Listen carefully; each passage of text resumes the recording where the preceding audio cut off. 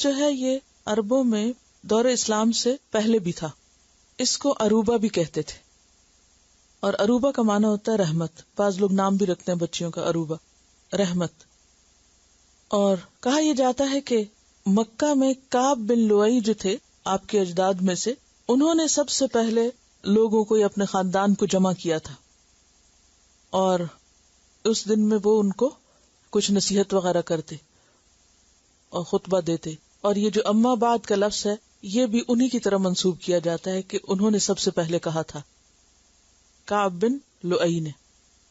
آپ صلی اللہ علیہ وسلم نے مسجد قباء میں سب سے پہلا جمعہ پڑھایا ہجرت کے بعد. اور چونکہ مکہ میں تو کوئی موقع نہیں تھا، اس لیے اگرچہ جمعہ کا حکم آ چکا تھا لیکن مکہ میں باقاعدہ نماز جمعہ نہیں قائم کی گئی. مدینہ پہنچتے ہی 5ویں دن آپ نے اس کو قائم کیا. لیکن ہجرت سے پہلے مدینہ سے قریب ہی تقریباً 1 میل دور ایک بستی تھی جس میں حضرت سعد بن زرارہ نے جمعہ پڑھایا. تو یا ایھا الذین آمنوا، اے لوگو جو ایمان لائے ہو، اذا نودی للصلاۃ من یوم الجمعۃ، جب جمعہ کے دن آذان دی جائے تو کیا کرو آذان سن کر. اور یہاں دوسری آذان مراد ہے جب امام خطبے کے لیے ممبر پر بیٹھ جائے. فسعوا الی ذکر اللہ، تو اللہ کے ذکر کی طرف چل پڑو. فسعوا کا لفظ جو ہے یہ سعی سے ہے، اور سعی کہتے ہیں کوشش کرنے کو، بھاگنے کو، دوڑنے کو، تیز تیز چلنے کو. لیکن یہاں پر جسمانی طور پر بھاگنے دوڑنے کی طرف اشارہ نہیں ہے، کیونکہ نماز کی طرف انسان کو سکون سے آنا چاہیے، وقار اور اطمینان سے آنا چاہیے. مراد اس سے کیا ہے کہ پورے ارادے اور پوری کوشش کے ساتھ تم جمعے کی طرف چل پڑو، سب کام کاج چھوڑو اور چلو. جیسے ہم کہتے ہیں نا موو، تو موو کرو، جس کام میں اس کو چھوڑو اور جمعے کی طرف چلو. الی ذکر اللہ، اللہ کے ذکر کی طرف. اور ذکر سے مراد اگرچہ نماز ہے لیکن ذکر میں خطبہ بھی شامل ہے، کیونکہ خطبے میں بھی امام کیا کرتا ہے؟ ذکر ہی کرتا ہے، قرآن کی کچھ آیات پڑھتا ہے، نصیحت کی بات کرتا ہے. اور نماز تو ولا ذکر اللہ اکبر، اللہ کے ذکر کا سب سے بڑا ذریعہ ہے. اب ایک منافقین کا طرز عمل تھا اور ایک ایمان والوں کا. منافقین کا طرز عمل کیا ہوتا ہے کہ اذا نادیتم الی الصلاۃ اتخذوها ہزوا ولعبا، کہ جب اذان کی آواز آتی ہے تو وہ اس کو ہنسی مذاق میں ٹال دیتے ہیں، اس کے اوپر ہنستے ہیں یا اس کا مذاق بناتے ہیں. لیکن اہل ایمان سے کیا ایکسپیکٹڈ ہے کہ جب اذان آئے تو تم اللہ کے ذکر کی طرف دوڑ پڑو. وذروا البیع، اور خرید و فروخت چھوڑ دو، تجارت چھوڑ دو، یعنی دنیاوی کام کاج ترک کر دو. ذالکم خیر لکم، یہ تمہارے لیے زیادہ اچھا ہے. کیا؟ کاروبار چھوڑ کر، کام چھوڑ کر نماز کی طرف جلدی سے چل پڑنا. ان کنتم تعلمون، اگر تم جانتے ہو، اگر تمہیں معلوم ہو. کیا جانتے ہو؟ کہ اس وقت نماز ادا کرنا، مسجد کی طرف جانا، خطبہ سننا، دعائیں کرنا، اللہ کی یاد اختیار کرنا تجارت اور اس کے نفع سے کہیں بہتر ہے. فَإِذَا قُضِيَتِ الصَّلَاةُ، پھر جب نماز ادا کی جا چکے، فَانْتَشِرُوا فِي الْأَرْضِ، تو پھیل جاؤ زمین میں. انتشروا کا لفظ انتشار سے ہے، اور انتشار کس کو کہتے ہیں؟ بکھرنے کو، پھیلنے کو. مجمع کے منتشر ہونے کے لیے خاص طور پر آتا ہے. اور زمین میں پھیل جاؤ سے مراد کیا ہے؟ اپنے اپنے کام کاج میں لگ جاؤ. وابتغوا من فضل اللہ، اور اللہ کا فضل تلاش کرو. اور اللہ کا فضل تجارت وغیرہ بھی ہے، اور اللہ کا فضل دین بھی ہے. کان فضل اللہ علیک عظیما میں کیا شامل ہے؟ دینی علم. واذکروا اللہ کثیرا، اور اللہ کو کثرت سے یاد کرو. کہاں پر؟ پھیلنے کے بعد اپنے اپنے دنیاوی کام کاج میں. یعنی اللہ کو صرف جمعے کے وقت یا صرف مسجد کے اندر ہی یاد نہ کرو، بلکہ جہاں بھی جاؤ، جو کچھ بھی کرو، وہاں اللہ کو یاد کرو. کیوں یاد کرو اللہ کو؟ لعلکم تفلحون، تاکہ تم فلاح پا جاؤ، کامیاب ہو جاؤ. تو اس سے کیا پتہ چلتا ہے کہ انسان باقاعدہ فارملی بھی اللہ کا ذکر کرے اللہ کو یاد کرے، عبادت میں مشغول ہو، اور پھر جب وہ ایک مخصوص طرز کی عبادت ختم ہو جائے تو اپنا دین وہی مسجد میں نہ چھوڑ آئے، بلکہ جہاں بھی ہو وہ اللہ کو یاد کرے۔ وَإِذَا رَأَوْا تِجَارَةً، اور جب وہ دیکھتے ہیں تجارت، او لہون یا لہو، انفضوا الیہا، متفرق ہوتے ہیں طرف اس کے۔ انفضوا کا لفظ فض سے ہے، فا ضاد ضاد، کسی چیز کو اس طرح توڑنا کہ وہ الگ الگ ہو جائے، شیشے وغیرہ کے ٹکڑے ٹوٹ کے الگ الگ ہونا، کسی چیز کے اجزاء کا پراگندہ ہونا، یعنی ایک مجمع ایک دم اٹھ کے جب ادھر ادھر منتشر ہوتا ہے تو اس کی طرف اشارہ ہے یہاں، تو دوڑ پڑتے ہیں اس کی طرف۔ وَتَرَكُوكَ قَائِمًا، اور چھوڑ دیتے ہیں تجھ کو کھڑے، خطبے کی حالت میں، خطبہ چھوڑ کر بھاگ کھڑے ہوئے۔ قل کہہ دیجئے، ما عند اللہ، جو اللہ کے پاس ہے، کیا یعنی ثواب اور اجر، اللہ کی بات سننے کا، اس پر عمل کرنے کا، خیرن، وہ کہیں زیادہ بہتر ہے۔ کس سے بہتر ہے؟ من اللہو، کھیل تماشے سے، ومن التجارہ، اور تجارت سے، والآخرۃ خیر وابقی، واللہ خیر الرازقین، اور اللہ بہترین رزق دینے والا ہے، رازقین میں سب سے اچھا رازق ہے۔ اصل میں یہاں پر ایک خاص واقعے کی طرف اشارہ ہے جس کے پیش آنے کے بعد یہ صورت نازل ہوئی۔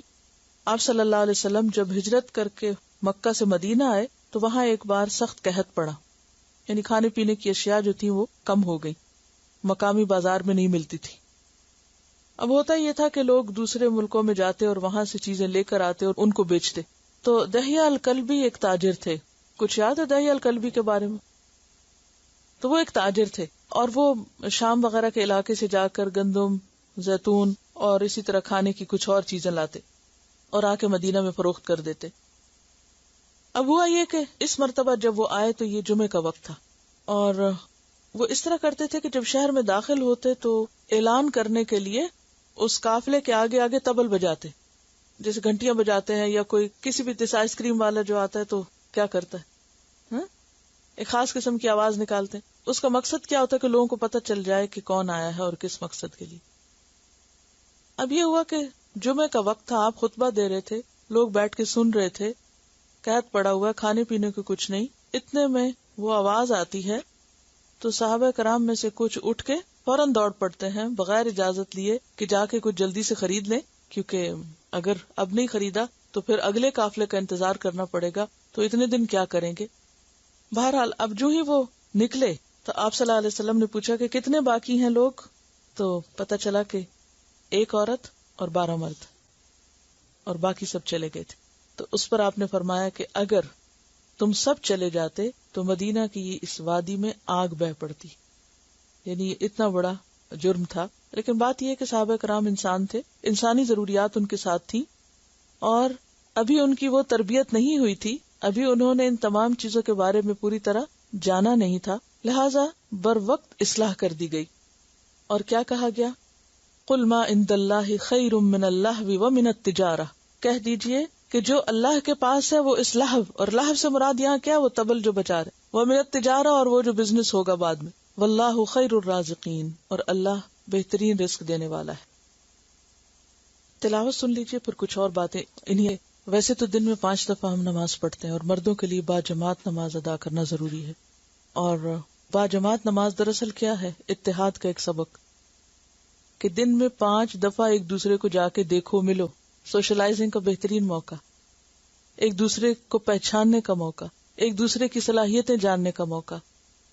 اکٹھے نماز ادا کرنے سے دلوں کا بغض بھی دور ہوتا ہے، اتفاق اور محبت آتی، صفیں درست کرنے کا الگ اثر ہوتا ہے، اور صفیں خراب کرنے کا الگ نقصان بتایا گیا ہے۔ کیا کہ اگر تمہاری صفیں درست نہیں تو تمہارے دل آپس میں پھٹ جائیں گے۔ اور اس صورت کا اصل مضمون اور اس سارے پارے کی اصل جو تھیم ہے وہ کیا ہے؟ دین کی خدمت اور دین سے تعلق، اور اس کے لیے کیا ضروری ہے؟ اتحاد، اتفاق، اور اتفاق اور اتحاد کے لیے جو بیسک رول پلے کرتی ہے ڈیلی کی ایکسرسائز وہ ہے نماز، اور نماز میں پھر باجماعت نماز، اور پھر خاص طور پر وہ اتحاد کہاں پیک پر ہوتا ہے؟ جمعے کے دن، جمعے کی نماز میں۔ اور جمعے کی نماز دیگر نمازوں سے اس لحاظ سے بھی منفرد ہے کہ اس میں صرف نماز نہیں ہوتی، اس میں تعلیم بھی ہوتی ہے، اس میں خطبہ بھی ہوتا ہے، اور خطبے کی اپنی ایک اہمیت ہے. اور خطبہ باقاعدہ سننا اور پوری توجہ سے سننا نماز کا حصہ ہے، اور اس میں کسی کو اتنی بھی اجازت نہیں کہ کوئی کسی کو یہ کہہ کے خاموش کرائے کہ چپ ہو جاؤ، کیونکہ اس میں چپ ہو جاؤ کہنا بھی کیا ہے، دراصل لغو بات کرنا، ناپسندیدہ بات ہے. تو اس لیے اس سے یہ پتہ چلتا ہے کہ دین کی خدمت کرنے کے لیے مسلمانوں کا آپس کا اتحاد، اور پھر نماز میں اور اللہ کی عبادت میں اکٹھے ہونا، اور پھر تعلیم حاصل کرنا، یہ بے حد ضروری ہے. اور اس میں نماز نبوی کا جو باب ہے نماز جمعہ کے بارے میں، پیج نمبر 248 پر، اس میں یہ تمام مسائل موجود ہیں، اور یہ آپ کو یاد ہوگا کہ آپ نے ان کو پیچھے پڑھا بھی ہے، اور مزید ایک دفعہ اس کو آپ دہرا لیں، کیونکہ نماز جمعہ جو ہے اس کی اپنی بہت زیادہ اہمیت ہے. ایک موقع پر آپ صلی اللہ علیہ وسلم نے فرمایا، میرا جی چاہتا ہے کہ کسی کو اپنی جگہ نماز پڑھنے کے لیے کھڑا کروں اور جا کر ان لوگوں کے گھروں کو آگ لگا دوں جو جمعہ پڑھنے کے لیے نہیں آتے. یعنی اتنی شدت سے آپ نے اس بات کی تاکید کی کہ ان لوگوں کے گھروں کو آگ لگا دوں جو جمعہ پڑھنے نہیں آتے. اس سے اندازہ کریں کہ کس قدر اہمیت ہے نماز جمعہ ادا کرنے کی. پھر اسی طرح حضرت ابو ہریرہ اور عبداللہ بن عمر کہتے ہیں کہ ہم نے جمعے کے خطبے میں حضور صلی اللہ علیہ وسلم کو فرماتے ہوئے سنا تھا، لوگوں کو چاہیے کہ جمعہ چھوڑنے سے باز آ جائیں، ورنہ اللہ ان کے دلوں پہ ٹھپا لگا دے گا اور وہ غافل ہو کر رہ جائیں گے. حضرت جابر کہتے ہیں کہ جو شخص کسی حقیقی ضرورت اور جائز عذر کے بغیر محض بے پرواہی کی بنا پر مسلسل 3 جمعے چھوڑ دے، اللہ اس کے دل پر مہر لگا دیتا ہے. اور ایک اور روایت میں آتا ہے کہ اللہ اس کے دل کو منافق کا دل بنا دیتا ہے. یہ مسند احمد کی روایت ہے، مرفوع روایت ہے. ابن ماجہ میں آتا ہے کہ آپ نے فرمایا، آج سے لے کر قیامت تک جمعہ تم لوگوں پہ فرض ہے. جو شخص اسے معمولی چیز سمجھ کر یا اس کا حق نہ مان کر چھوڑے، خدا اس کا حال درست نہ کرے، نہ اسے برکت دے. خوب سن رکھو، اس کی نماز نماز نہیں، اس کی زکوٰۃ زکوٰۃ نہیں، اس کا حج حج نہیں، اس کا روزہ روزہ نہیں، اس کی نیکی نیکی نہیں، جب تک کہ توبہ نہ کرے. پھر جو توبہ کر لے تو اللہ اس کو معاف کرنے والا ہے. تو اس سے بھی آپ اندازہ لگا سکتے ہیں کہ نماز جمعہ کی مردوں کے لیے کس قدر اہمیت ہے، اور اس کو ادا نہ کرنا ایک بہت بڑا جرم ہے. اور اس ایک نماز کے ادا نہ کرنے سے باقی تمام نیکیاں جو ہیں وہ بھی ضائع ہو جاتی ہیں. اور اس کی جو مزید تفصیلات ہیں وہ آپ کو اس کتاب میں مل جائیں گی. اپنے گھر والوں کے ساتھ، اپنے بچوں کے ساتھ، خصوصاً لڑکوں کے ساتھ اس کو شیئر کریں. اس کے علاوہ جمعہ کا دن جو ہے وہ بھی ایک فضیلت والا دن ہے. اور جمعہ کا دن جو ہے یہ جب شروع میں دنیا کی تخلیق ہوئی تھی اس وقت سے بہت اہم ہے. حضرت ابو ہریرہ کی روایت ہے اور بخاری کی روایت ہے کہ وہ بہترین دن جس پر سورج طلوع ہوا جمعہ کا دن ہے. اسی دن آدم تخلیق کیے گئے، اسی دن جنت میں داخل کیے گئے، اسی دن وہاں سے نکالے گئے، اور قیامت واقع نہیں ہوگی مگر اسی دن. اور حضرت ابو ہریرہ کی روایت ہے کہ آپ نے جمعہ کے دن کا ذکر کیا تو فرمایا، اس دن میں ایک ایسی گھڑی ہے کہ جس مسلمان بندے کو وہ میسر آ جائے اور وہ کھڑا ہوا نماز پڑھ رہا ہو تو وہ اللہ سے جس چیز کا مطالبہ کرتا ہے یا دعا کرتا ہے اللہ تعالیٰ اسے عطا کر دیتا ہے. اور آپ صلی اللہ علیہ وسلم نے اپنے ہاتھ سے اس گھڑی کے مختصر ہونے کا ارشاد فرمایا کہ بہت تھوڑا وقت ہوتا ہے لیکن وہ قبولیت کا وقت ہوتا ہے. اور اس دن کے کرنے کے کام جو ہیں غسل کرنا، مسواک اور خوشبو کا استعمال، تیل لگانا، نبی صلی اللہ علیہ وسلم پر درود بھیجنا، سورۃ الکہف پڑھنا، پھر نماز جمعہ پڑھنا، اور نماز جمعہ کی فضیلت جو ہے اور نہ پڑھنے والوں کے لیے جو وعید ہے اس کا ذکر ہے. پھر یہ کہ نماز جمعہ کے کچھ آداب کا بھی ذکر ہے کہ وقت پر آنا، بیٹھنے کا طریقہ، مثلا خطبے کے وقت گھٹنوں کو پیٹ کے ساتھ ملا کر بیٹھنے سے منع کیا. آپ نے گھٹنے کو پیٹ سے ملا کر بیٹھنا جو ہے وہ خطبے میں منع ہے. کیوں منع ہے؟ کیونکہ ایک غفلت کا بیٹھنا ہے اور ایک آرام کا بیٹھنا ہے جیسے. پھر اسی طرح مناسب جگہ پر بیٹھنا، خطبے کے وقت خاموشی اختیار کرنا، اور پھر جمعہ پڑھنے کے بعد کا جو حکم ہے وہ یہاں پر موجود ہے جو ابھی آپ نے آیت میں پڑھا ہے. ایک اور چیز یہ بھی یاد رہے کہ جمعہ کا دن کوئی چھٹی کا دن نہیں ہے. ہمارے ہاں مسلمانوں میں یہ ایک عام کانسیپٹ ہے کہ جمعہ کا دن چھٹی کا دن ہے، آرام کا دن ہے. اللہ تعالیٰ کیا فرما رہے ہیں؟ پہلے تو جمعے کی تیاری رکھو، یعنی خصوصی عبادت کا اہتمام ہے. اور پھر جب نماز پڑھ چکو تو پھر کیا کرو؟ فانتشروا فی الارض، زمین میں پھیل جاؤ. پھیل جاؤ سے مراد یہ کہ اپنے اپنے کام کاج جاؤ. وابتغوا من فضل اللہ، اللہ کا فضل تلاش کرو. اب یہ فضل کیا ہے؟ اس کے بارے میں 4 باتیں آتی ہیں. نمبر 1 تو دنیا کی رزق روزی. نمبر 2 نیکی کے کام جیسے بیمار کی عیادت، جنازے میں شرکت وغیرہ، کیونکہ وہ بھی ثواب کمانے کا موقع ہوتا ہے. یا پھر اللہ کی خاطر کسی سے ملاقات کے لیے جانا. پھر اسی طرح علم حاصل کرنا اور اپنے مخصوص کام پر واپس لوٹنا. یعنی اگر تجارت چھوڑ کر آئے تو واپس جا کے تجارت کر سکتے ہیں. جاب چھوڑ کر آئے تو واپس جا کے اپنی جاب پر دوبارہ چلے جائیں گے. تو اس چیز کو معیوب سمجھنا کہ جمعے کے دن نہیں کام کرنا، یعنی یہ ایک عام کانسیپٹ بن گیا. تو یہاں کام سے منع نہیں کیا گیا. کیا حکم ہے؟ وابتغوا من فضل اللہ واذکروا اللہ کثیرا، کثرت سے اللہ کو یاد کرو. لعلکم تفلحون، تاکہ تم فلاح پاؤ. تو بات یہ ہے کہ یہاں ایک اور چیز بھی بتا دی گئی کہ انسان جب دین کا کام کرتا ہے تو پھر عام طور پر یہ سمجھا جاتا ہے کہ دین اور دنیا ساتھ ساتھ نہیں رہ سکتے. جمعے کے دن کی مثال دے کے کیا فرمایا؟ عبادت بھی کرو اور پھر اس کے بعد کام بھی کرو، کام نہیں چھوڑو. کیونکہ انسان کے ساتھ اس کی ضروریات بھی ہیں، اس کی معاش بھی ہے اور اس کے ساتھ اس کا دین بھی ہے. بعض لوگ دین کی خاطر دنیا چھوڑ دیتے ہیں اور بعض دنیا کی خاطر دین چھوڑ دیتے ہیں. معاش کی خاطر جمعہ چھوڑ دیا، یا جمعے کی خاطر پورا دن ہی معاش کا کام ختم کر دیا.